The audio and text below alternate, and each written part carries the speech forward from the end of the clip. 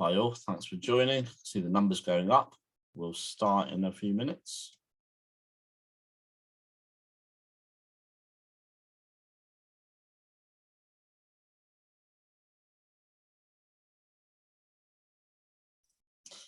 Hope everyone's well.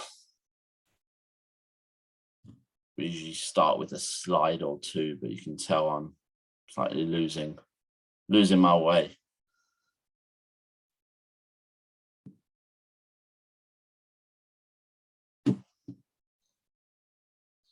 Obviously, the reason why this is starting now is so you could all enjoy the Spurs game, which is quite funny, I think. If you're on this side of North London, anyway. Right, we'll give it 30 seconds. Good to see so many people here. Still just going up a bit. Always find this bit quite awkward because I know you're watching me, probably wanting me to not say much to start. But the way Zoom works is that it kind of lets people in batches. So some of you might have been here like for 2 minutes and some of you might have only just joined. So always a little bit awkward, but hey ho, this is the 18th one or something like that. So we should be experts at it by now, but we are not.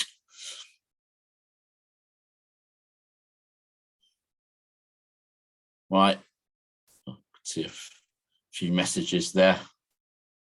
Yeah, all good. The baby's well. Thank you very much. I'm just over a month old, and it's funny today because my wife was on the phone and I heard her tell her friend that her son has more Arsenal clothes than normal clothes. So I'm clearly doing my job well, which is great. Right, okay, I think we're about ready to go. So welcome everyone to another virtual AST meeting. I'm really happy to see the numbers strong. It feels like the first one in quite a while. I can't actually remember what the last one was. Maybe it was Sam Dean from the Telegraph, but it does seem like quite a while ago. And I think that was probably when results weren't as good. So they were tough work. Housekeeping, as you know, there is a Q&A function. You can also potentially raise your hands and I'll try and bring you in. We've got about an hour and 15 minutes or so for this. The way the agenda is going to work is we are going to just cover the fan-led review stuff that obviously broke last night, which is Tracy Crouch's report. And obviously, if you've been a member for a while, you would have heard all about that because we have kind of been keeping members updated. Tim sadly can't be here today. He's not dead or anything, he's still with us, he just couldn't make it, but we have recorded a quick video clip because his insights are always obviously very useful due to his kind of day job and stuff like that. And then after that, we'll bring in our guests, Adrian, Clarke and Roche, and we'll talk about Arsenal on the pitch. So we're going to focus on the pitch today. If you have got questions about stuff off the pitch, then do put them in the Q&A because my colleague Nigel is behind the scenes and is going to kind of answer all those, but our main hour will be spent talking about the football, but not only just the men's, we'll talk about the academy, we'll talk about the women's as well. Obviously the women are top of the league, the lads, the academy team are top of the league as well. So it's just the men's that we want to catch up. So lots to cover there. So I'm going to just start with the video, just so you can kind of hear a little bit about the fan-led review.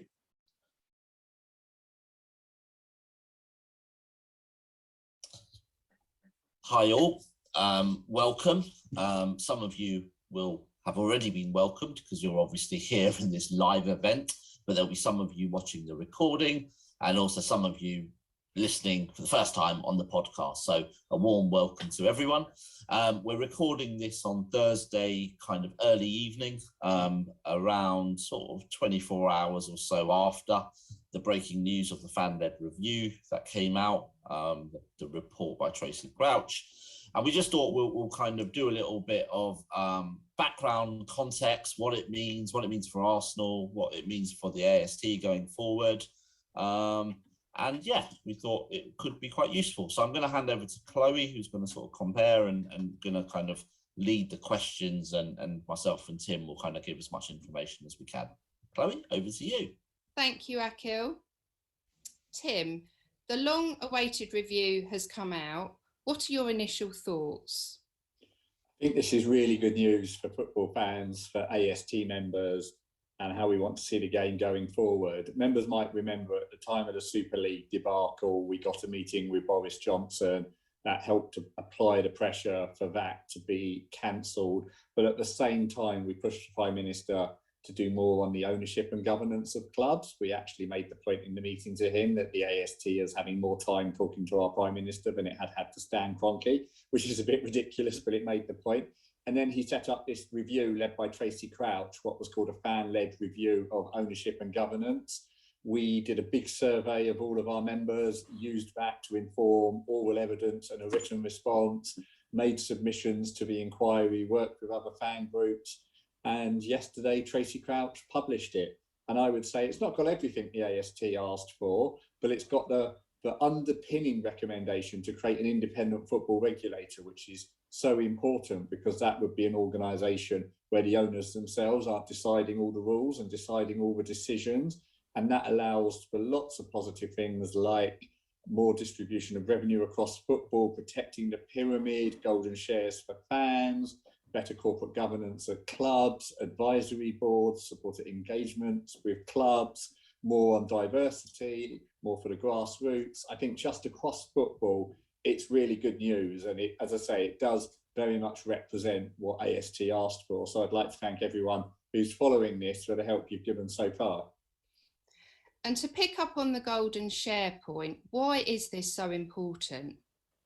It would give Arsenal fans a say in really important decisions or changes that might happen at Arsenal. You might describe the golden share as like the 50+1. It is an overriding share in the constitution of the club on key decisions. Decisions like changing the club name, changing the club colours, changing the club badge. Really importantly, any decision to potentially move away from playing in Islington, and any decision to enter into a new competition, like a breakaway Super League, like a franchise arrangement. Those issues, it would be set out in law that they could only proceed if Arsenal put them to a vote or to a golden share arrangement of fans. So it's underlocking some of the things that we would hold truest to our hearts about Arsenal. And Akil, why are independent non-executive directors so important? I think every kind of business, whether you're a football club or not, needs people that are independent to kind of look at things from a different pair of eyes.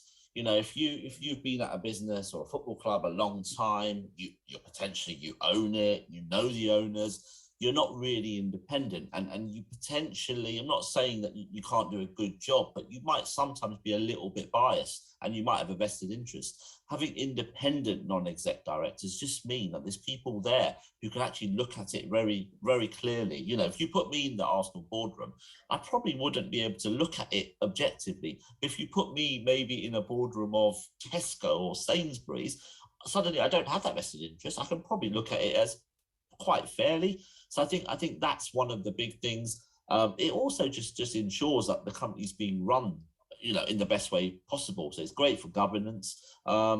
And yeah, I think everyone needs some non-exec directors. It also brings in expertise as well, potentially expertise that potentially you haven't got. So the Arsenal board, you know, is only 4 people. 2 of them are obviously Stan and Josh. So it could bring in some more expertise as well. And for me, it's a no-brainer. So I'm really glad to see that kind of in Tracy Crouch's report. And hopefully that's something that will happen at Arsenal going forward. And also, independent non-executive directors usually have a legal status in companies. They have a duty to consult and consider the views of stakeholders. And in football clubs, stakeholders, of course, are us, the fans. So I think if there were independent non-executive directors, it would immediately strengthen that link to Arsenal fans and ensure that we had a better conduit, a better dialogue with the boardroom. And Tim, the report didn't include anything about shares back to fans. Do you think there's scope for that to be included in the future? Well, of course, many AST members will want shareholders in Arsenal, and we think that's one of the really important ways that you can be a custodian in your club. I understand that, you know, this issue was felt to be quite difficult, and it's not the easiest, because it would require making someone who owns some shares sell them on to supporters, although we said it should be at the fair market price, so they're not losing anything. But that the people who wrote the report felt that a mixture of the golden share, the shadow advisory board, the independent regulator were providing the same protections in a different way. But we still cherish it. We still think it's important. So as this debate continues, we will be raising it, but it's kind of like it's not in the immediate scope now, so it will be more of a challenge to do that. Okay. And what do you think around shares back to fans? Would it be a token gesture, or do you actually think it would be a significant development, Akil? I think you know, it's not going to make a massive difference in terms of voting rights and stuff if you're only giving 1%, 2%, 5% even back. You know, that 5% suddenly can't outvote the 95%. But you know, it gives a sense of belonging. You can ask every shareholder who you know was part of the Arsenal shareholdings, or even the fan share scheme, who I guess would probably tell you that they felt they were part of their football club. It also gives you some transparency. You know, there's things like the accounts and things that you have to do at Companies House. You have to do them earlier, which is potentially more efficient. So again, it just gives you a bit of a link back to your kind of football club. Potentially there's more trust there between kind of the owners and the fans as well. So it kind of is a token, but it's more than a token, because actually the benefits of that with the transparency and the sense of belonging is so huge. And to us football fans and stakeholders, there's nothing more we want than feeling part of our football club, because it's so important to us. And Tim, what are the next steps in the process with regards to the fan-led review? Well, the formal next step is that the government would need to introduce legislation to introduce the regulator. Now, it was really encouraging that in the House of Commons today, the Sports Minister answered a question on this report and said that that was what the government intends to do, and said would do it at pace. So they will draw up, hopefully, legislation. I would have thought a good guess would be you'd look to the Queen's speech next May when the government announces its timetable, and see if the bill was in that. But what we need to do as the AST, and we will be contacting you all as members and giving you the opportunity to support us, is at the right time contacting members of Parliament, writing to the Department of Culture, Media and Sport, using social media and keeping some pressure on, first of all, to ensure the government does make good on its promise to do this, but also to try and, you know, amend and change some of the proposals so that they most reflect what would benefit Arsenal fans and football. Things are always changing in football. There'll be different requirements. So I would say, you know, this is going to take months, not weeks, and we will require the ongoing support of members, and we'll provide the materials and the advice on how to do that. Yeah, I'll just add to that, I mean, the job's not done. You know, the Super League gave us a massive opportunity, which I think fans from all over the country absolutely took. You know, step one was good, that the whole report was commissioned. Step two was obviously giving evidence, which a lot of people did, including us. Step three was then actually getting the report out there, which it has been. Now step four is about keeping that pressure up, and step five is probably implementation, legislation. So we're probably at step four, so about just over halfway, maybe you could say. So as Tim says, you know, it's massively important, and we'll now have our sort of planning around our campaigns around keeping that pressure on, and as Tim said, we'll provide you with materials, with templates and everything, and we'll as time will go on, we'll tell you exactly how you can help us, because ultimately, you know, we all need to do this together. So thank you for everyone that has offered help, and everyone who has kind of certainly with the fans in message and stuff like that, using the assets and the social media hashtags. That's all been really helpful, because actually Tracy Crouch and the panel have seen all that, purely because we've made sure they've seen it by sending it to them. So things like that really do help and make a difference. So thank you to everyone. Thank you both. Thank you. That's the end of this bit. And for those who are on the live event, you'll slowly, or you'll in a second resume. And for those of you who aren't, have a great rest of the day. Thank you.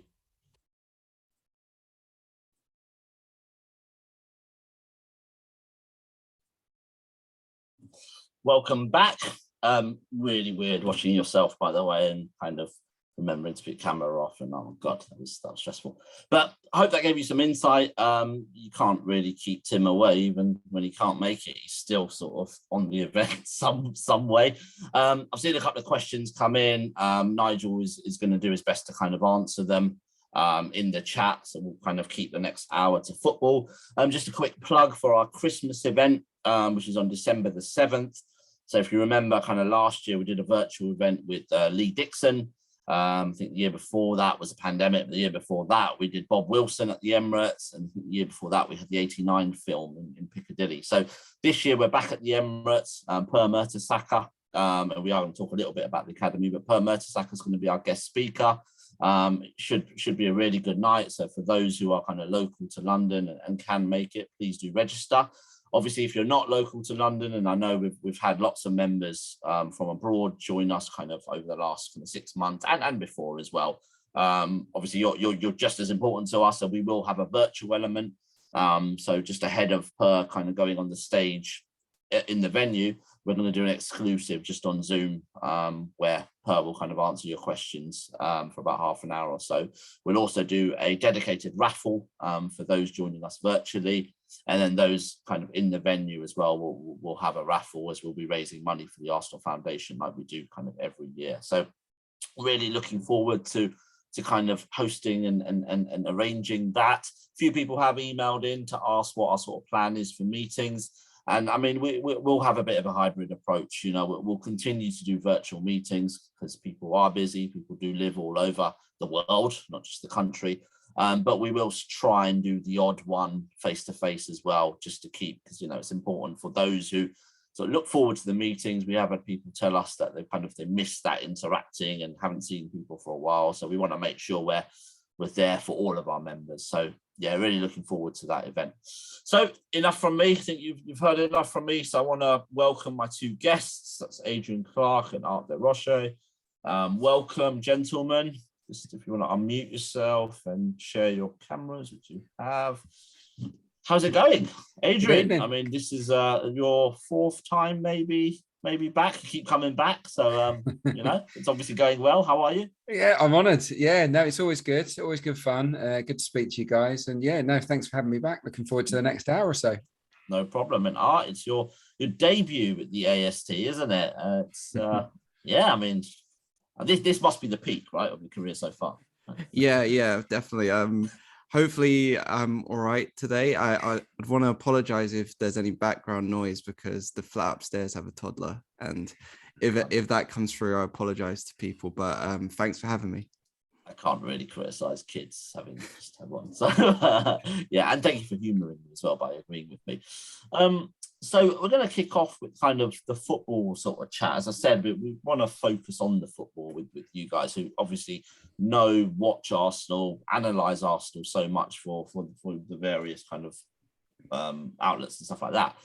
You had an article today, actually, that I kind of read pretty much first thing. I'd read the most of the fan-led review report, and then by then I needed something a bit football related to read. So I read your article about Saka and Smith Rowe in particular, and kind of how do Arsenal give them a rest when they need it without maybe losing something on the field.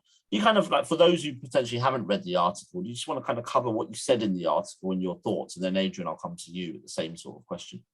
Yeah, so basically the piece was looking at the winter period, I guess, that's coming up. Obviously, Arsenal have, I think it's 9 games, including the Carabao Cup quarterfinal against Sunderland before playing Manchester City on New Year's Day. And it just feels like that's a good, I guess, opportunity to give Saka and Smith Rowe in particular just a little bit of time to rest. I know a lot of people mentioned in the comments and replies on Twitter that there's been no Europe this season, so they probably have had that rest. But I just feel, yeah, that period is probably a decent time to, I guess, use the squad a bit more. Gabriel Martinelli, Nicola Pepe, I guess, who we'll talk about as well at some point. But with those two also being Arsenal's most used players this season, at 20 and 21 years old, respectively. And I believe Bukayo Saka ended last season as Arsenal's second most used player in all competitions, despite being 19 at the time. It just feels like, a bit more, a bit of management in that period would feel beneficial for those two in terms of long-term thinking, especially when you consider not just how much football they've played in the past year, but when you throw it forward, I guess, to this time next year when the World Cup's coming, how condensed the Premier League schedule is going to be in the first half of the season in particular. I think using that time wisely while you have it is probably something that I kind of wanted to highlight a little bit, and hopefully people thought it was okay to do so. Yeah, and obviously with Smith Rowe now getting his first England cap, that's more games for him. I mean, Adrian, what's your sort of thoughts on that? How do we kind of rest them without the quality dropping? Well, first and foremost, it's difficult to leave out two players that are in such good form if you're the manager. You look at the chances we create in open play, they're number 1 and 2 by some distance. Saka 15, Smith Rowe 12, and others don't really come close. And shots in the box as well, outside of Aubameyang, who's obviously that going to have the most shots in the box. It's Saka and Emile Smith Rowe, so it's really tough to leave them out. Certainly wouldn't be leaving both out once, but you can afford, I think, over this period to just drop one out and give them a breather and bring somebody else in, and I've got no problem with that at all. It'll probably do everybody a little bit of good, and it will keep those guys that have been on the bench nice and fresh and keep them match fit. Nicola Pepe, I don't think he was having a bad season. I really don't. I just think that in this shape, in the sort of hybrid 4-4-2, Saka and Smith Rowe tick a lot of the boxes, but Pepe is more than good enough to come in, and he offers probably, in truth, Pepe offers slightly more goal threat than both of them, in my opinion. He's always worth a goal. And on the other side, I mean, Pepe would probably be on the right, or actually he could do both, couldn't he? We've seen him operate on the left. One option just to think about is the potential of using Tierney and Tavares together on the left-hand side. For me, Tavares, with that pace, it would be an asset worth looking at. Maybe in that quarter-final against Sunderland just before Christmas. We'll have to wait and see. Yeah, cool.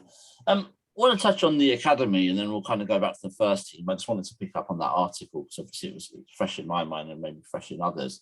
I mean, you obviously for the Athletic cover not just the men's with kind of James and Amy, but you also do the women's, which we'll come on to as well, and the academy. Obviously, we're top of the league. We've got a game tomorrow against Derby, who are bottom of the league. I mean, generally, how is the academy team doing at the moment? Yeah, the under-23s has been quite interesting to cover this season. Obviously, moving into, I guess, a new coaching regime, I guess you'd call it, with Kevin Betsy taking charge in the summer. I guess if you watch under 23s game, the first thing you'd notice is they play a different shape to the first team. So a lot of the time they'll play with a back three, wing backs, 2 strikers rather than just one. And that's been a very fluid kind of formula for them this year, even though I guess sometimes 5/3 at the back formations can seem a bit rigid. That's the way the midfield works, and Omar Rekik at centre back as well. He's probably viewed as the free centre back I've started to use just to make it a bit easier to understand. So he'll carry the ball forward from defence into midfield sometimes. There is a lot of flexibility with how they play, but then they do have a bit of this defensive structure, I would say. But even as the season's gone on, I think they've been very confident in their games. Flo Balogun's probably the person who underpins that, who he's obviously captained the side a few times this season since dropping back down with them. And I think, it's been a very interesting season so far for them. It'll be, I guess, even more interesting to see how they progress from tomorrow night, which is the halfway point. And of course, they have the knockout stages of the Papa John's Trophy as well, where they play Ipswich Town next week. So that'll be a good watch as well. There's a question about kind of, last year they were sort of barely avoided relegation, and now, it's completely the opposite. I mean, what's changed? Is it the squad? Is it others having weakened squad?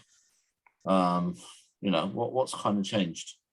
I think it's a mix of the two, because when I guess you look at this the squad from before last season, you had Tyrese John-Jules, Matt Smith, Dan Ballard, Zach Medley, all pretty experienced players at that level who Steve Bold had and was able to guide in that season. So that was the 1920 season, just before the pandemic hit, and also Flo Balogun was playing for them in that season too. Then you transition into last season, and I think a lot of the core of that squad were then sent out on loan. So you had Tyrese John-Jules on loan at Doncaster Rovers, Matt Smith was on loan at Swindon and Charlton, Dan Ballard was at Blackpool, Zach Medley was at Gillingham, for example, as well. And there are a few others that are probably in my head, but I can't remember at the minute. But I think when you take the core of that squad out, you're going to see a natural drop off anyway, because you are replacing them with players from, say, the under 18s who aren't as experienced at that level. So you see, I guess, Charlie Patino, who most people would be excited about now, made his 23s debut in January. And there are a few others like that. Now they're much more experienced and I guess adjusted to the pace of the game at that level, and you're seeing them excel. So, and also I guess with other teams, say Chelsea, if you look at them, even though over the past 10 years their academy's been top and the 23s have been very good, they let a lot of their young academy prospects go on permanent deals this summer. So Lewis Bate is one that sticks in the head, and Tino Livramento as well, who I think won their Academy Player of the Year last season, who's now at Southampton. So there is, I guess, a mix of this side maturing, but also other clubs letting their, I guess, prime academy talents go for, I guess, first team football as well. Mentioned sort of the standout players there. I mean, one other thing is we've obviously heard a couple of the players have come out about Jack Wilshere's positive kind of influence. Have you heard much about that? Because obviously he has been involved with the first team a little bit as well, but kind of is doing a bit of his badges. And do you know much about kind of how that's going for Jack and sort of what he's doing at Arsenal at the moment? Yeah, personally, I don't. So I'm not gonna lie. Yeah, thoughts on it? Thoughts, I think, is positive. I was quite happy to see that he got an opportunity to return to the club, even if it isn't in a playing capacity, and especially when you consider he's someone that, say, Bukayo Saka, Emile Smith-Rowe, Joe Willock, Reece Nelson, Eddie Nketiah all would have looked up to. I think these players would have done it in an equal regard.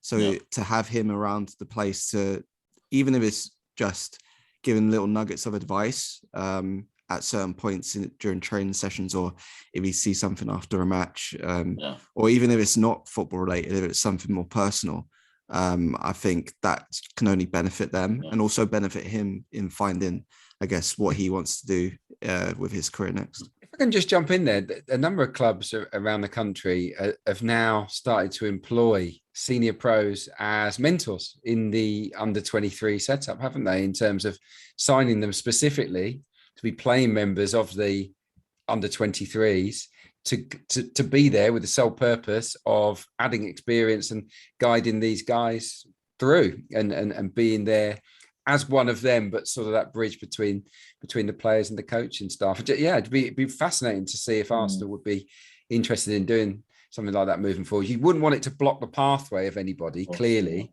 but I do think there's a real benefit to having a senior pro in there, in the mix, working with these guys every day on the training pitch and sometimes in games too.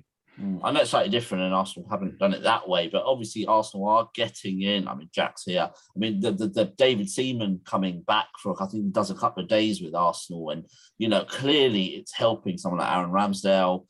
similar sort of story. And I think it is really good to see these kind of players kind of, potentially coming back a little bit, because they're Arsenal people, aren't they, Adrian? Yeah, look, they've got that Arsenal DNA, for one of a better cliche. But it kind of matters, and these are players that have succeeded for the club. They're iconic figures, and probably players that this generation looked up to at the time. So I think it has to be a positive to bring back the senior guys. Yeah, with David Seaman, I spoke to him recently on the Breakdown Live, and it was great to speak to him. And you could just see he was buzzing to get the gloves back on, get the training gear on, and work with the keepers. He said he wasn't working specifically with Aaron too often, but he said that he was a big fan and obviously there to help and guide him. No, it's a huge plus. I'm really pleased to see the club doing that. David Seaman was sitting just above me at the North London Derby, where I sit in front of the press box, and he was absolutely loving it. And then I caught him at the Arsene Wenger events a couple of weeks ago, and he was just seemed like he was really excited to kind of be back. Talking about just Arsenal men and stuff, there has been a question about sort of Arsene Wenger, Adrian, and it was I'm kind of asking you because obviously we saw each other in person, which was unusual, wasn't it? Like outside of the Emirates, maybe at the Arsene Wenger premiere and stuff like that. And obviously we were all kind of watching to see is Mikel and Arsene having a chat, and did Vinay and Arsene have a chat, which they did, and how was Edu? It was all a bit like we were all watching that, weren't we? And I wasn't, but yeah, fine. Well, a lot of other people were. Trust me, because I can hear people talking about it. But I mean, Mikel's obviously come out again today and said about kind of potentially Arsene Wenger being closer to the club. Yeah, I mean, would that be a benefit as well? Do you think? Well, if Mikel Arteta wanted that, then why not? Yeah, I would love to see him back at the Emirates, involved in some capacity, just there on the odd match day, just to feel part of it, because he is an Arsenal fan. It's his team, and yeah, he has got something to offer. Obviously, it's an awkward situation because the manager has to be the one in full control. But having been at that premiere, and watching the film, it is inspirational, and to see the teams that Arsene constructed and the way they were constructed, and his thought process in the way that he built them. It's got to be beneficial to somebody like Mikel to tap into that at some point. So even if it's not in an official role, just maybe the odd meet up, I suppose, at the training ground or at the club, just for a catch up, and just to sort of knock some heads together and knock some ideas around. It might really work. I did notice that there's a big mural of Arsene at the training ground now as the players walk in. I think that's a great nod to the past and a really welcome addition too. And I think he actually chose the quote, because if anyone's listened to Righty's House podcast, which I think only came out today, I managed to catch it, or yesterday actually, I managed to catch it a little bit yesterday. And Arsene Wenger is on the podcast, and he talked about that line because he thought it was quite, he liked that kind of, everyone's got their potential. You sometimes forget how good you are and all that kind of stuff. So the training ground is somewhere where you can develop and stuff. So yeah, interesting stuff. Art, just going on to kind of the Arsenal women's team, top of the league again. The last couple of games have also been on kind of terrestrial TV. So I presume a lot of Arsenal fans would have watched the Man United and the Spurs game and stuff like that. Obviously, we didn't win the Spurs game, we drew the Spurs game, but very late equaliser. That's always a positive, because we easily could have lost. I mean, the Arsenal women are doing well at the moment, aren't they? And how are you kind of finding covering them? Yeah, they've done really well, and I guess it's almost a similar experience in terms of where they are, because obviously they had a managerial change like the under-23s did in the summer with Jonas Edeval replacing Joe Montemurro.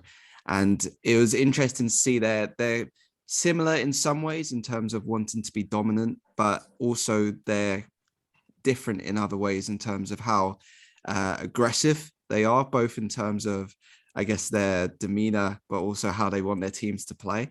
So the demands, I'd say, on the Arsenal team in terms of pressing and that side of the game is a lot higher than it was under Montemurro. But there's still a desire to play football, I'd say. and that's been really good to see. And as the season's gone on, so they started the season extremely well. I don't think they didn't drop points until that Tottenham game. And speaking to Edeval kind of in those early stages, because they played obviously the opening game against Chelsea at the Emirates, and then they had Manchester City, who admittedly haven't had a great season, but they're still Manchester City.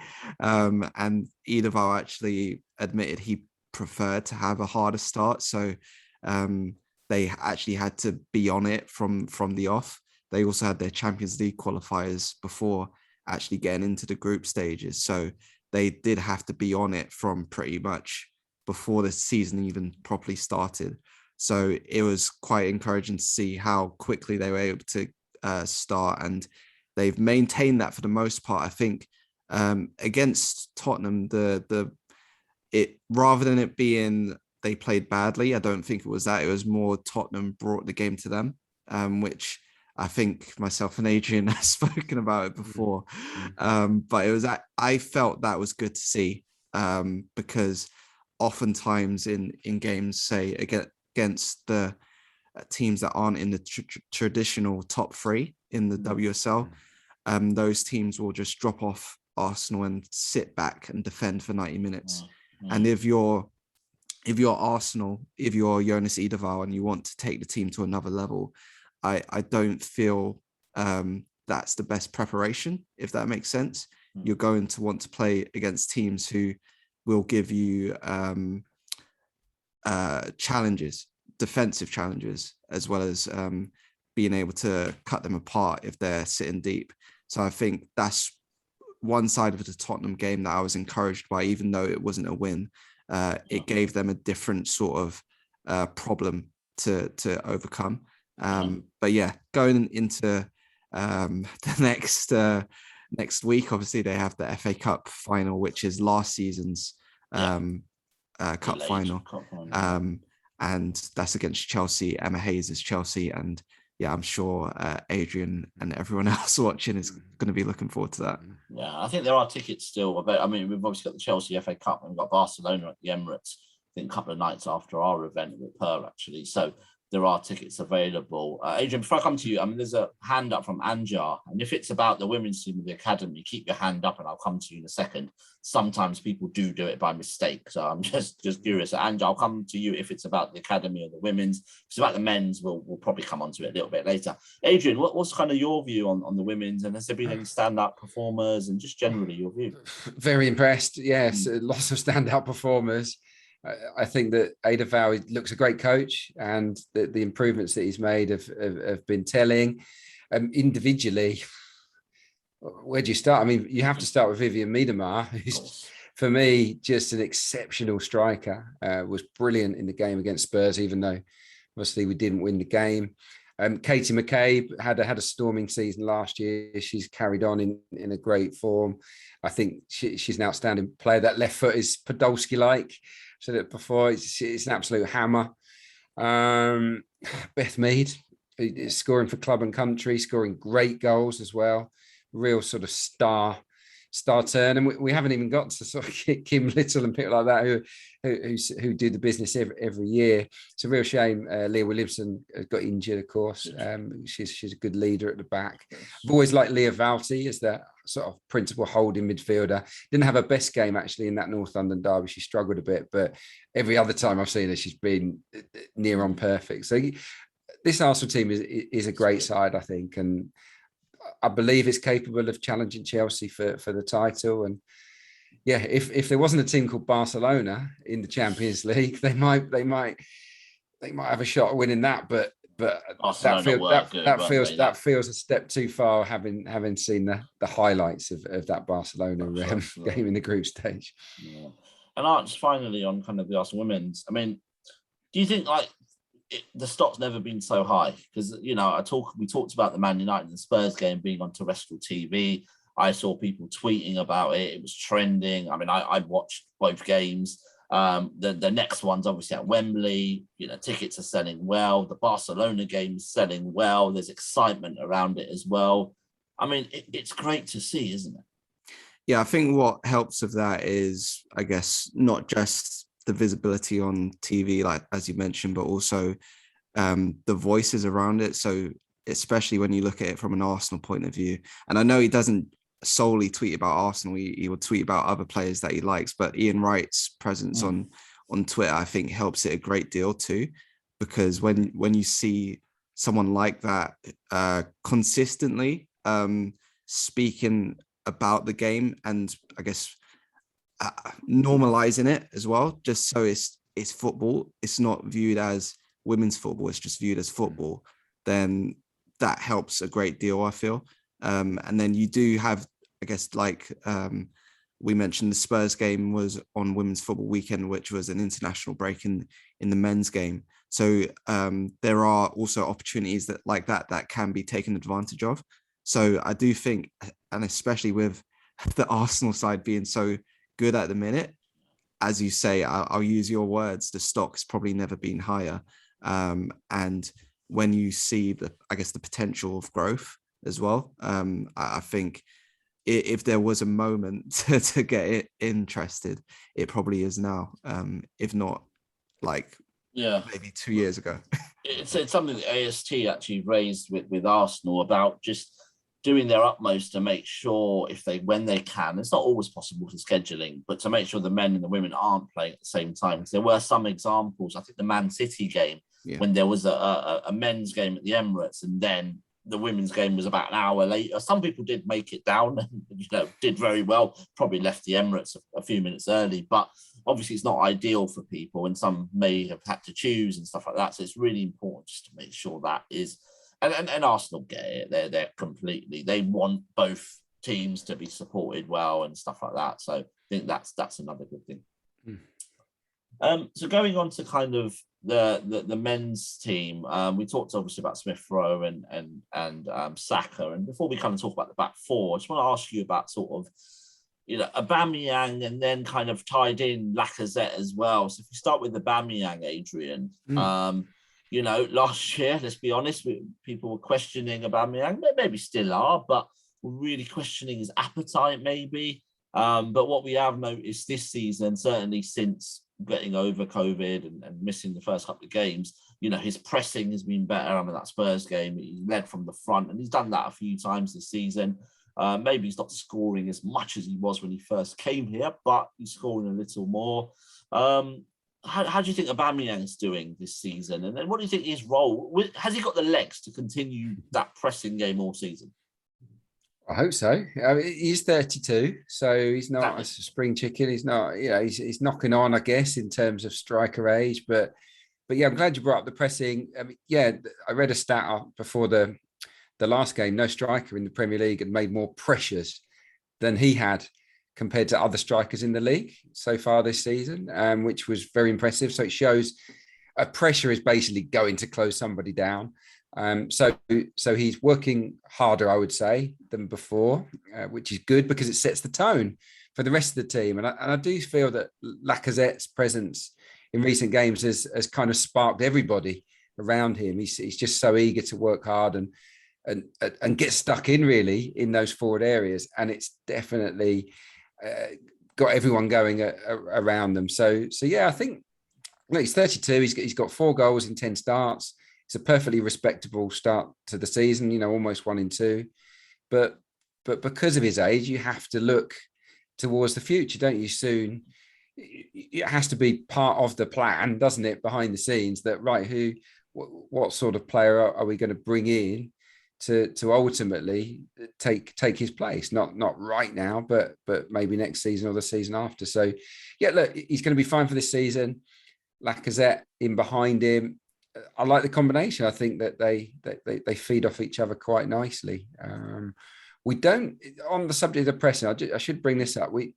Statistically, we are not one of the best pressing teams in the division still. So even with our eyes, and we're all seeing it, it's better. And I think that I like the 4-4-2 to squeeze up and close down.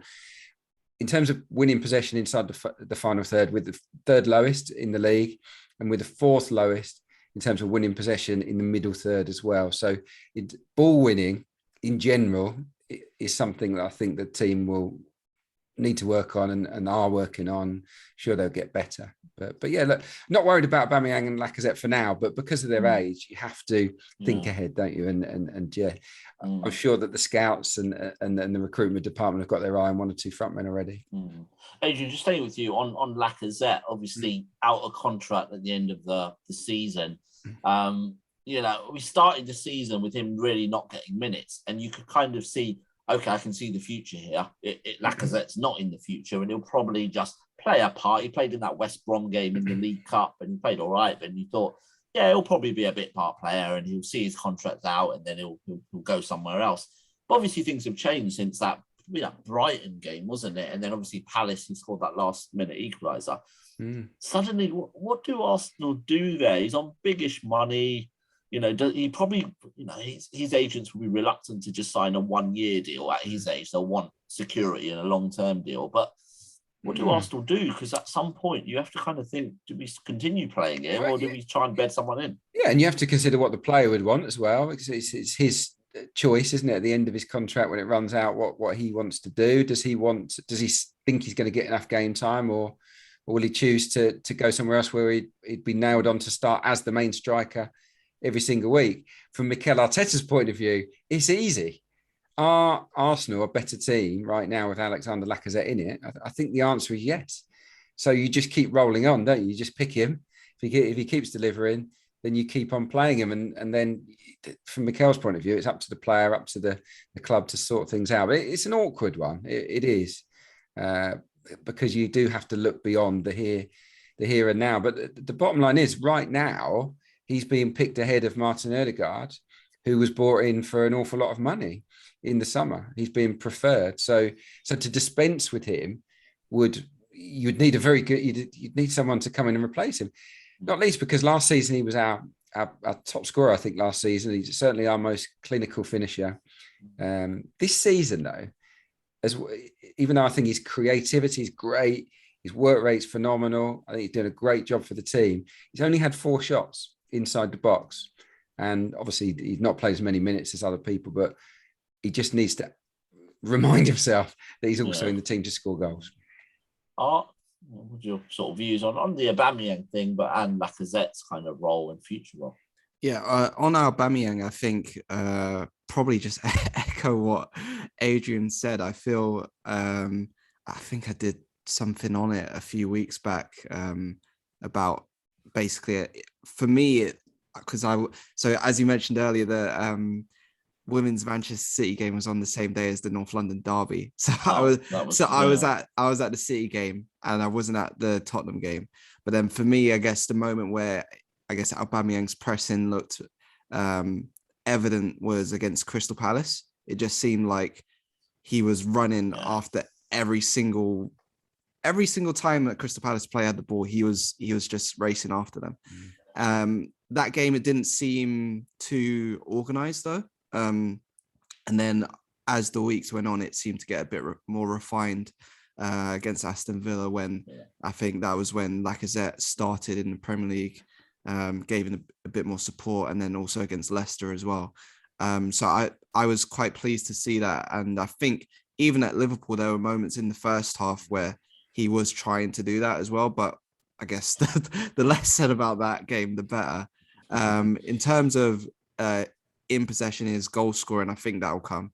Then with Lacazette, it's one where, as Adrian said, I think from Mikel Arteta's point of view, it's probably a very simple situation at the minute anyway.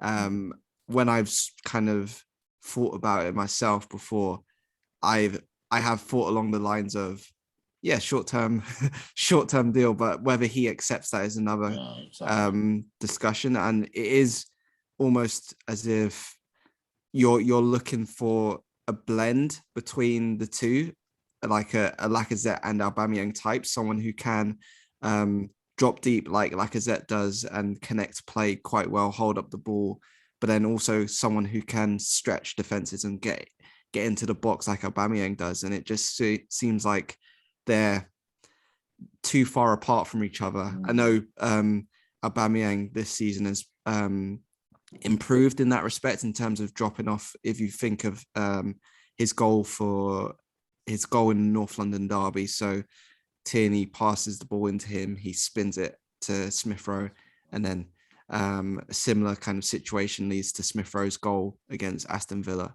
So he has done better in that regard, but I do feel like when you think of the long-term planning in terms of, okay, who's the next one coming in, you probably want someone who is a bit more rounded and has a blend of the skill sets that both of them have. That just a 2-minute warning. I'm going to bring you in shortly to sum up some of the questions that have come in. I can see that a few have come in. Adrian mentioned sort of, Aubameyang's age and long term and stuff. I want to ask you about Balogun, and obviously he started that Brentford game probably more because there was a COVID outbreak and our two strikers were out. Since then, he probably hasn't really got a look in. But I mean, how do you think he's doing, and what's the future look like for him? Do you think there could be a loan potentially in January for him to get some kind of minutes? Yeah, I can't speak definitively on what will happen. Of course, but your opinion. Yeah, opinion would be, I think a loan could be sensible. Even I think England's under-21s manager Lee Carsley a couple of weeks ago mentioned that under-23s football looks too easy for him, and I can see that. I do think he has a point, because there are instances in games where, and this isn't a slight to Balogun at all, but he will just try something because he knows he can do it. Against Brighton at the Emirates. I think the Arsenal Academy account might have tweeted the clip a couple of days ago, but he gets the ball by the corner flag, and he does almost like a pirouette spin and nutmegs the player, and then wins a penalty off the back of it. And it's moments like that which crop up like a few times a game in these 23 games, which just show like he is very confident at the minute, and I feel like probably a bigger test is probably very beneficial at this point in time. So yeah, when you mentioned that Brentford game though, it is something that I do think about too, because yes, it was probably unexpected for him to start that game, but he's put up against Brentford, who are playing a back three with Pontus Jansson as the central defender. And you just saw, I guess, the level, even though before the season he'd been impressing and took his chances when he was given them in the first team last year. You saw what Premier League defenses are going to give him. I think in these 23s games, he looks a cut above, and then not that he was bad against Brentford, but it just showed that he's still a young striker with levels to go. Not to develop, yeah. Adrian, Zach, you're on in a minute after this last question, and then you're in. Adrian, about Martin Odegaard, Yes. You mentioned him in the Lacazette thing because he started the season, was playing. I think it was a few of us yesterday sort of met up from the AST because we were working on the government review and stuff, and I think we were talking about the signing, saying that they've all pretty much been successful, but I mean, something that was Nigel actually that brought up that maybe Odegaard's the one jury still out. But what's your view there? And Lacazette's taken his place. What's going on there a little bit? What do you think he needs to do to get back in the team? He needs to look more dangerous inside the final third. I think it's quite simple, really. Martin Odegaard is a really talented player, silky. We can all see it. He's got an eye for a pass. Wonderful free kick, obviously, he scored at Burnley. He's a player that can impact games with his passing, knitting the midfield and the attack together beautifully. Good movement. He's an excellent presser as well. So he ticks so many boxes, Martin Odegaard, but the one glaring sort of problem or omission really on his CV is goals and creating goals. If you're going to play in that number 10 position, you have to look like you're going to score goals every time that you play. You've got to be laying on chances for others. I feel bad saying this stat, but I have to put it out there. Martin Odegaard's had 2 shots this season. Is that including the free kick? Yeah.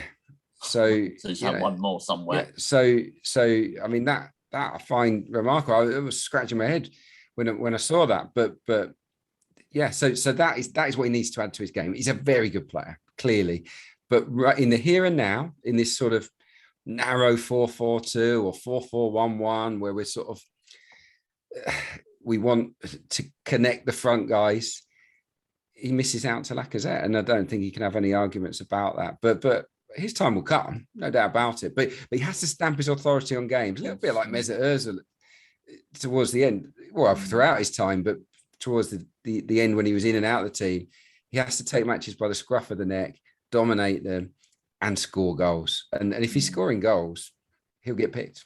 Yeah, absolutely. Zach, how's the questions going in the Q&A? Do you want to sum up? Maybe ask one at a time, just because I think sometimes we've asked a few and I forget then. Ask one at a time. Of course. So we've got lots of questions coming in. I know Nigel's working away, certainly answering a lot of them. But I'm going to ask both of you guys 3 questions, as Axel says, one at a time, just to hear your views. So the first question comes from Kevin and is about Gabriel Martinelli, because obviously we've probably not seen him as much this season and last season as a lot of us would have liked. What role do you think he has to play? Is that Arsenal? Is that elsewhere? What position is he gonna take when he really comes to the fore? Should I go? You can go for it. Yeah, you can go. I'll go next. Well, so personally speaking, this is something that, so when I guess we spoke about the Saka and Smith Rowe piece that I'd done this morning, that's kind of where I see Martinelli coming in. Arteta's spoken in press conferences before saying that he doesn't see a loan being a possibility for Martinelli. And when you consider the amount of games there are before New Year's Day against Manchester City, I think that's a perfect opportunity to bring him into the side and for him to find some rhythm. In terms of where that will be, if you're staying with this 4-4-2, 4-4-1-1 that we've been talking about, I think probably off the left, he'd suit best. I know a lot of people want to see him as a central striker at some point, but I think when you look at the roles in the team at the minute, the wingers are the ones. So Saka and Smith Rowe so far, they've been the ones that have been carrying this Arsenal team forward. I think Martinelli can do that, and then also he can add goal threat too from that wider position. So yeah, I think this next six weeks, I would hope that he gets some, not just minutes, but starts in some games as well. Yeah, very quickly on that, I agree that the left is more likely, and providing, of course, he goes in and acts as a second centre forward. I don't ultimately think that's his best position. I think in the fabric of this Arsenal team, he's a perfect deputy. And this is not good news for Martin Ødegaard, the perfect deputy for Lacazette, because I think that he is someone that can snap away at the heels of defenders, that he closes down really quickly with great intensity. And of course, you want him in those central areas to show off his finishing ability. And when those wide players are putting balls in the box, I would rather have Martinelli in there with Aubameyang looking to get on the end of him, rather than him chopping back onto his right foot to deliver a cross in from the left-hand side. I think he's a player for central areas. I really do. And he just hasn't, for obvious reasons, had the chances. So the next question I want to ask comes from Mukhtar, and we'll start with you, Adrian, if that's all right. And it's about another player who, if I'm honest, I'm really pleased Mukhtar asked it, because I totally agree with him. It's about Thomas Partey, because since he's signed for us, I think I've really struggled to see him higher than being a 6 out of 10. And I've been quite disappointed by him. So Mukhtar's question is, when will he come good? Wondering what you think his role in the team is, whether he can step it up to that next level and be that real midfield linchpin that we've been missing really for a number of years. Yeah, no, I hope he can be. He's just got unbelievable ability, hasn't he? When he's gliding around the pitch, he's awesome. But we just don't see it on a game-by-game basis, do we? It's sort of, it's one step forward, two back. He's a real quality player. I don't think he's a sitter. I think he's somebody that has to be a box-to-box midfielder. So therefore, he either needs to be next to another box-to-box midfielder or someone that's slightly more defensive minded, I guess. In his defence, he's not had a partner, has he? Really, he's not built up that partnership yet. At the moment, we're seeing a bit of Partey and Lokonga. They struggled, I thought, at Liverpool, struggled at Brighton, but have had some great games at home together. So it's a partnership that's blossoming. Partey and Xhaka is the obvious one, but they've barely really played together this season. Certainly not in this particular formation with Saka and Smith Rowe playing either side. So, let's judge him in a few months' time. I still think he's a good sign, and I still think he's going to be a huge player for us. But being honest, personally speaking, I expected a bit more from Thomas Partey by now. Certainly in some of these bigger games, like Liverpool away, I wanted that to be the game where he dominated Liverpool's engine room, but it turned out that they dominated us, really. Yeah, I think a lot of similar thoughts when Adrian speaks about the partnerships. I think at the minute I would prefer to see a Partey and Maitland-Niles partnership. I think they would complement each other a little bit better than, say, Partey and Lokonga, just because they are two box-to-box midfielders and they can bounce off each other quite well. I think in the Leeds game, I believe it was, they played alongside each other, and little things where, say, you can pop the ball around the corner and one player goes round, and it just makes the game a bit more quick, I think. And then without the ball, I think, say, Maitland-Niles' performance against Watford, where he can go a bit further forward to press, and then Partey sits. I think that balance works quite well. And then when you look at them as two midfielders, Partey is the one with the stronger passing ability. So you can see him, I guess, as you'd want, controlling a game, not just with his physicality, but also with his technical ability, which we didn't see at Anfield. On that, I feel that we as a team are not controlling matches as well as we're capable of. I genuinely believe that. I think, we're Arsenal, we've got really excellent players, but we're not dictating matches through possession as well as we could, in my opinion. And I'm sure that they think along those lines too. You think about some of the Arsenal midfields that we've had in the past, the recent past, probably no better talented, but they were able to receive the ball in good areas and pop the ball around and link and just dominate games. We don't see that enough from our central midfield. I think it's if you're looking at the departments around the pitch, it's the one area at the moment, I think, where has got the biggest room to grow and improve. On central midfield, sorry, Zach, just because this was on the agenda. I mean, on Thomas Partey, I bet you he'll have a great Christmas, and then obviously African nations will come and will lose him, and then we'll think, right, when he was getting into form. There's been a couple of questions on like Granit Xhaka, but they're more in the chat. So Zach, you might have missed them because just slightly different format. But that's fine. Obviously injured, but I think Mikel said today he's probably ahead of schedule. Does he come straight back in? Okay, if Partey goes, there probably is a need for him, but presuming he comes back this side of Christmas, this side of the new year, when Partey's still here, does he kind of come straight back? Did we miss him at Liverpool? Maybe his passing? I think that the new signings, the guys at the back, are doing a great job of playing forward passes. Tomiyasu, very progressive in his passing. Ben White, progressive with his passing and dribbling. Sometimes too much. And then you've got Gabriel, plays forward passes. So I think that their introduction to the side has compensated for Granit Xhaka a little bit. But yeah, look, pound for pound, Partey and Xhaka are the two strongest central midfield options, aren't they, for Arsenal? No one could persuade me that they aren't in the here and now, but could we improve that area moving forward? But possibly. Zach, back to you. Yeah, so the next question I want to ask was specifically aimed or question for Adrian, but I think I'd be interested to hear what you both have to say, and that is about the formation we're playing, because at the moment it looks like we've gone to a sort of 4-4-2, 4-4-1-1, very traditional, which I think centres around the fact, as we've discussed, that Lacazette is in form. He offers something a bit different. Do you think that's the route Arteta wants to go down, or is that him using the players we have, and are we still aiming towards that 4-3-3? It's a good question. It is, because I don't know the answer to it. We need to get Mikel Arteta on here for that one. Personally, I like it with the players that we've got. I like it because I feel like there's more goal threat.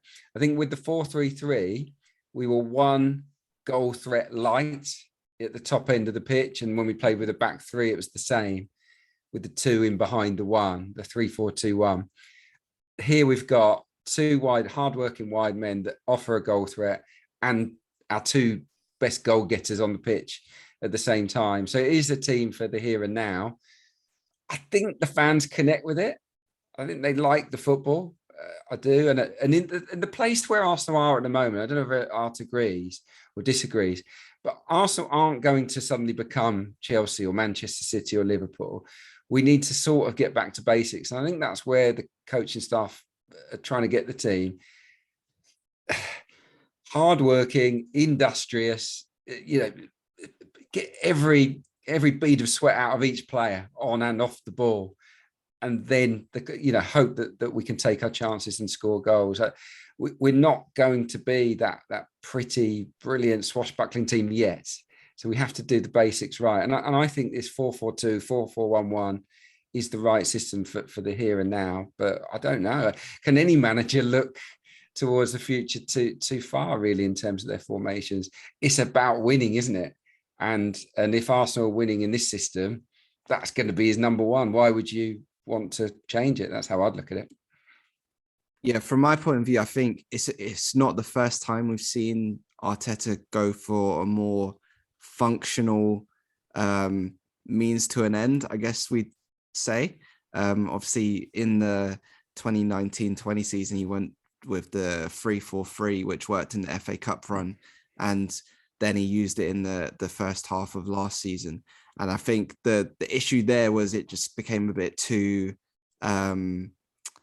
rigid and also predictable in the movements. So Kieran Tierney and Bukayo Saka on the left, and also just the way the team played out from short goal kick situations was also a bit too rhythmic, I guess. Whereas here, you probably with the 4-4-2, yes, it is functional in terms of you have, I guess, prescribed roles for players like Ben White bringing the ball out from defence, and Saka and Smith Rowe carrying the team forward. But I'd also think that it is a bit more free than that 3-4-3 was. So I could see it lasting longer, but I don't think it is the end goal for Mikel Arteta. I do think it is just because the profile of player, especially at the minute, lends itself to that. So I wouldn't be too surprised if, like, say, when Granit Xhaka returns from injury, if he switches back to a 4-2-3-1, which I believe he did against Tottenham after Xhaka came back from his suspension. And then, of course, he got injured. But yeah, I think for the time being, it's fine. But then when you want to actually control games through possession, like we talked about on the previous question, you're probably going to switch it a little bit. And maybe that's when Xhaka comes back, when Ødegaard comes back, so you can have more of the ball. And I guess then you're going to ask those guys to be a bit more spontaneous in their play, so they're not as predictable as they have been in the past. Oh, well, those are we can take one more. Can we take John's question on the academy, because he emailed in, and actually I wanted to ask that question. So do you want to cover that one? Yeah. So John specifically says that we're producing a lot more attacking talent today from the academy. Obviously, we can see that with Saka, Smith Rowe. We got Balogun coming through, and Kessie has obviously been there. Is this intentional? Is this part of a sort of hangover from the Arsene Wenger years? Why is that just luck as it is? Because we don't seem to have many defenders coming out of the academy. Why do you think that is? So yeah, I think there is a point in terms of maybe a Wenger hangover, because when you, and I think I've spoken to So a few people around football, and they've mentioned that Wenger was very, I guess, universal in terms of he wanted players from like very young in the academy to the first team, pretty much the same kind of makeup. So if you look at the academy prospects, say if we rewind 5 years, even players who weren't brought up at Arsenal, but players who were signed for the academy, like Dan Crowley, Gideon Zelalem, they're all players who can play. And they fit the mold of, I guess, that particular Arsene Wenger team in time. When you look at, I guess, just how the midfield was set up, complete different setup to what it is now. So I do think there is a slight hangover from that, where you are looking for those more technical players. But then I think you also probably see with attacking players in particular, they're a bit easier to bed in to the first team as well, because there's a lot less, I guess, pressure with that comes with those positions. I don't know if that makes sense, but if you're bringing in a centre back and he makes crucial mistakes, not regularly, but I think it's much harder for them to actually get a rhythm in especially the Arsenal first team. So you're probably going to trust senior pros who have been in the team for a number of years, whereas attacking positions, especially out wide, say if you look at Saka and Smith Rowe, they're a lot less predictable. So I think it is probably a little bit easier to take your chances in those positions, especially with them being higher up the pitch. They cost you less, I think. So yeah, that's kind of where I kind of see why, if you're looking at why has the production line been more leaning to attacking players, that's why that's how I make sense of it. But I think a couple of weeks ago, Adrian asked me about that as well. And I guess the person or the defender that sticks out in my mind at the minute is Daniel Ballard, who's currently on loan at Millwall and was on loan at Blackpool last season. But again, it's just where would he actually fit with how the squad is at the minute? I don't know. So, yeah. Perfect. We good, Zach? That's the questions for now. Thank you both very much. Perfect. We've only got a few minutes left, but I want to touch on our sort of defensive line. Adrian, I'll come to you. We've had a question from Vinny Vias, who is my cousin, hence why we've got the same surname. Hey, Vinny. He's asked specifically about sort of Tomiyasu sort of settling in and stuff, because he's a very different right back to what we've had recently in Hector and co.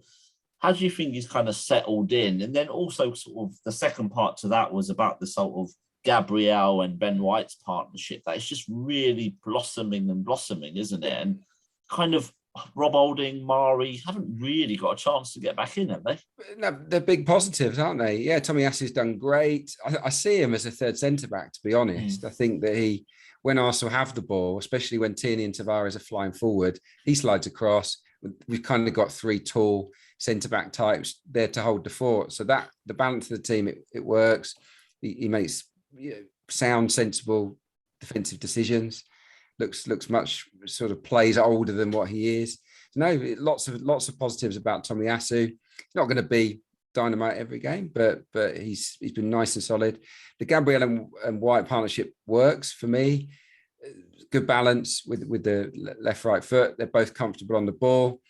Gabriel's the more aggressive, obviously. With it gets tight and makes blocks and out muscles opposition strikers. He'll go into midfield and go and win the ball, won't he? Yeah. Whereas White's there for the recovery pace.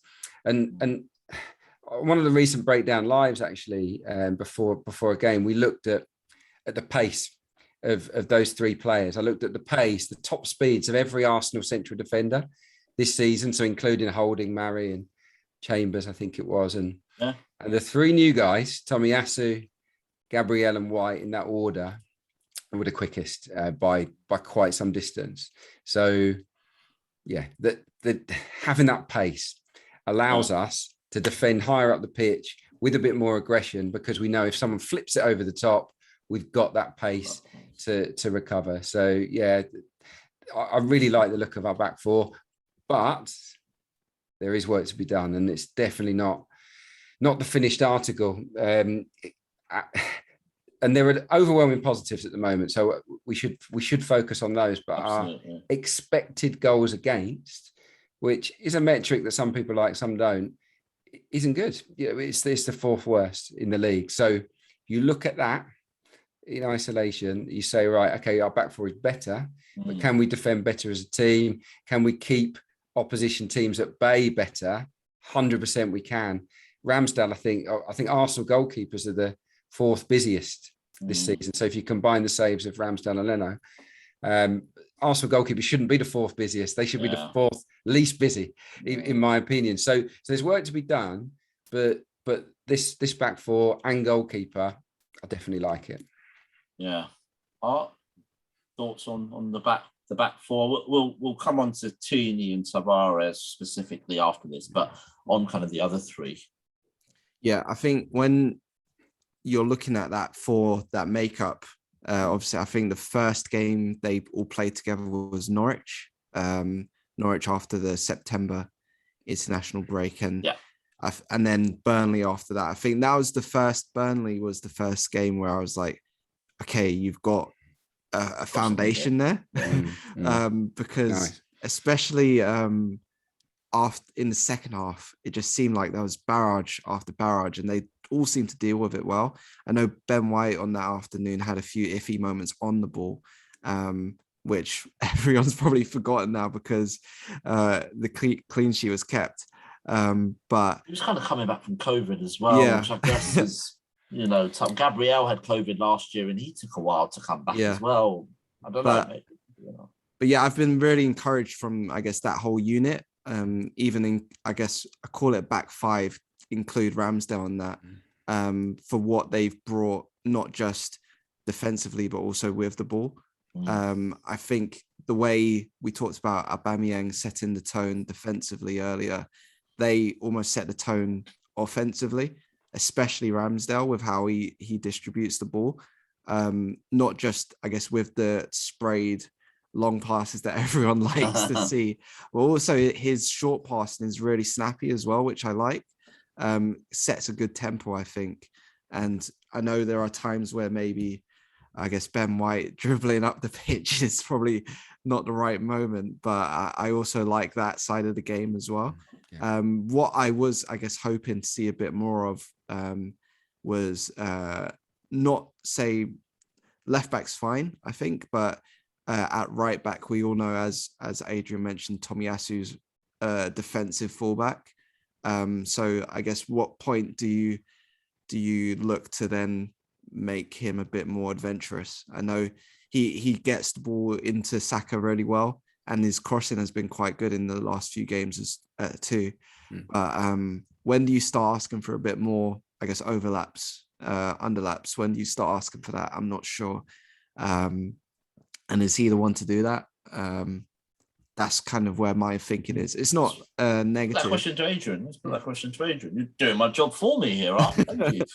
I mean, what's your view on that? I like my fullbacks to be able to defend first and foremost. That's just how I've always looked at it. We've got four very good attacking players in the wide areas and up front. You want at least one of your central midfielders to be a goal threat as well. I'm not, and if one of your fullbacks is really adventurous, and obviously Tierney and Tavares are, I don't think it's an issue personally.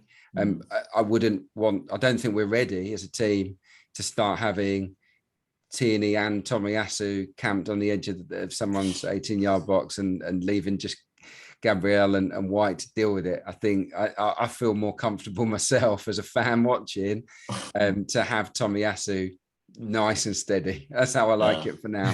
When we're a better team, when we're challenging, really up there with the leading lights, then we can look at those little tweaks. I definitely take the point. It's something to add. Not got long, so I'm going to be very quick on the last kind of two questions, I guess. Left back, Kieran Tierney, there was a lot of debate prior to Anfield, to the game, and then probably afterwards as well, because obviously Tavares, the poor lad, did make that error for the second goal at probably a really important time. Really, that second goal kind of killed the game. Should Tini have played? You kind of get why Tavares played, because he has done well. Adrian was no, look, he didn't deserve to be dropped. He didn't deserve to be dropped because he'd done nothing wrong. He'd been excellent. Tavares, unbelievable athleticism. The amount of sprints he was making to get up and down the pitch, surging with the ball at his feet, great confidence. Just outstanding in an athletic capacity. But yeah, I think it's easy on reflection. But I did say it before the game that I think Liverpool away is the day where you pick your better defender, and Kieran Tierney is in the here and now a much better defender than Nuno Tavares, and obviously he's more experienced, makes better, probably more consistent decisions, and actually, if you look at the stats, he creates a heck of a lot more chances than Nuno Tavares, who looks brilliant and is very exciting, but I'm not saying that he flatters to deceive, because he is better than that, but he hasn't got the level of end product as Kieran Tierney, and he's not as good a defender as Kieran Tierney. What he has got is amazing speed, and that really it really stands out, and it gets us out of jail at times. So that's a real positive. Kyle Walker effect. For me, Tierney is the better player right now, but I have been impressed by Tavares up until obviously the difficult night at Anfield. Yeah. I'll come to you for the sort of last question. I'll come to Adrian as well after that, but I kind of just wanted to leave the last one and give a few minutes praise to Aaron Ramsdale, because just think it's not just, being a goalkeeper and coming in and making some saves here. He came in at a time, and you only have to look at social media to see people were skeptical. People were wondering why we're spending so much money on Aaron Ramsdale. A lot of people were talking about his relegation history, and there was memes going around about that, which were maybe slightly disrespectful. But he's come in, he's obviously making saves, which maybe isn't a good thing, because as Adrian says, fourth busiest, we don't want to be the fourth busiest. But, if it works at times, it's fine, like it did at Leicester. He's clearly got that connection with the supporters as well. And we've seen that in the last couple of away games. He's been the one to come throw his shirt in the crowd, stay out there. I think at Anfield, he was the one who kind of came out at the end as well. He's doing pretty well, isn't he? And what is it about him that people just seem to love at Arsenal? I think, the connection is probably the main thing. If there's one word, it's that. And that was clear even before he made his debut, I think. So West Brom away, I'm not sure if any of you guys were there. But before kickoff, I think the away end were already singing his name, and he goes over and claps them. And I think from that moment, even he hadn't even kicked a ball, he hadn't played a minute of football for Arsenal. But I think that was almost like just one battle won already for him. And I think obviously it wasn't the toughest test for him at the Hawthorns, but he just seemed assured from the moment he stepped in, and he's just taken that momentum into every game.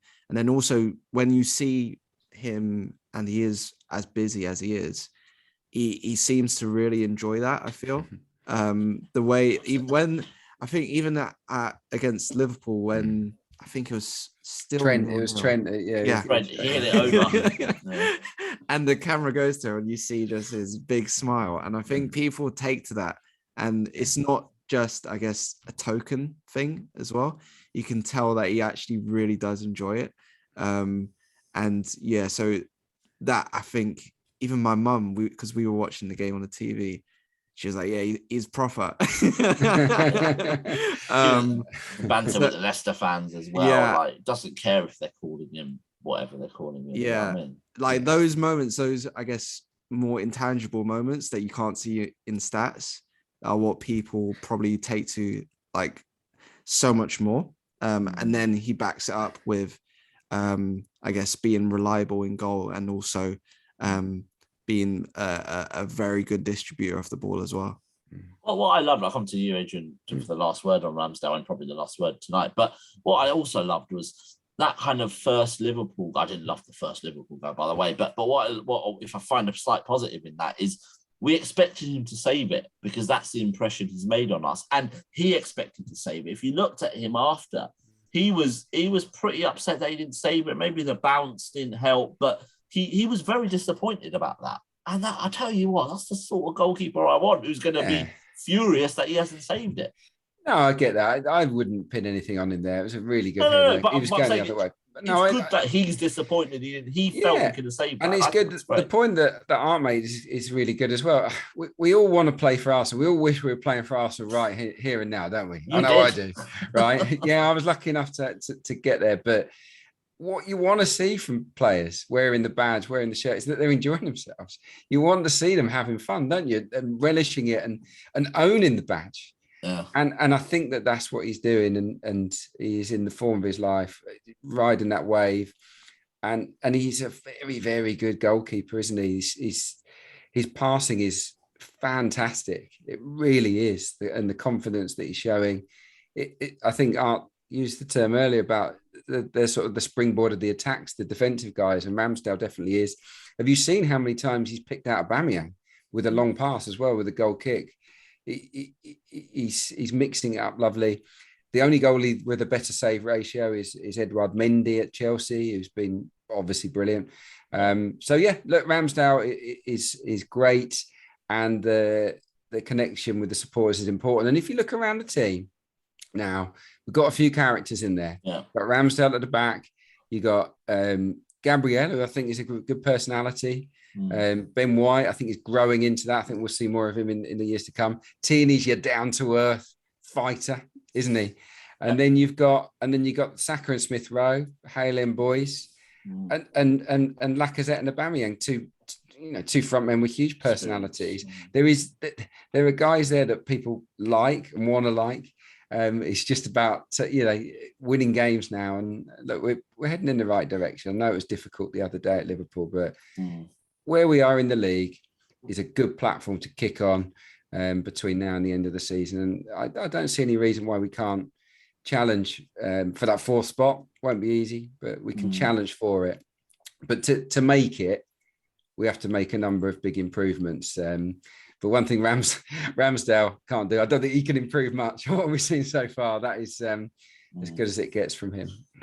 I think that's a good way to end, Adrian. A slightly positive note, which is obviously nice. I think we did the last one after 3 defeats or something like that. I'm glad I missed that one. Yeah, it was a slightly different vibe to this one, shall we say? But yeah, no, absolutely. I think it's hopefully we keep that going. In Liverpool away, it's not the game to define us, is it, this season, really? So great. Art, Adrian, thank you so much for spending your evening with us and for giving us your insights, your opinions as well. We've had several hundreds of members on tonight. We will send a recording out to all of our members as well, so there'll be lots more watching this. So thank you, and thank you for everyone else for obviously turning up. We appreciate the world has reopened a little bit now, and people have got things to do, but we've still got strong numbers. So while we have strong numbers, we'll continue to bring you these events. Look forward to seeing you virtually or in person on the 7th of December. Just a reminder there, you can register. If you look at your newsletter, you would have seen the link to Eventbrite to register. If you want to attend in person, or Zoom if you want to attend virtually. There will be a raffle on the night for both virtually and in the room. Signed shirts to be won. I think we've even got a signed women's shirt as well as a men's shirt as well to give away. Per's obviously going to give away a few of his books as well. So I did speak to Per a couple of days ago, just kind of sorting out the night, and he's really looking forward to coming, to meeting kind of people. There are going to be some Arsenal employees, Arsenal staff kind of attending as well.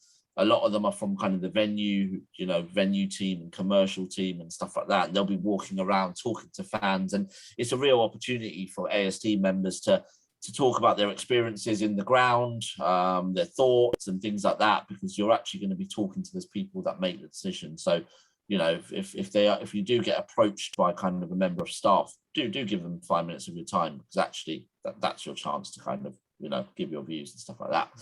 So apart from that, we look forward to seeing you on the 7th. And yeah, up the Arsenal. Take care and enjoy Newcastle at home on Saturday, where hopefully we get the 3 points and we keep going. So up the Arsenal. Thank you all. Bye-bye.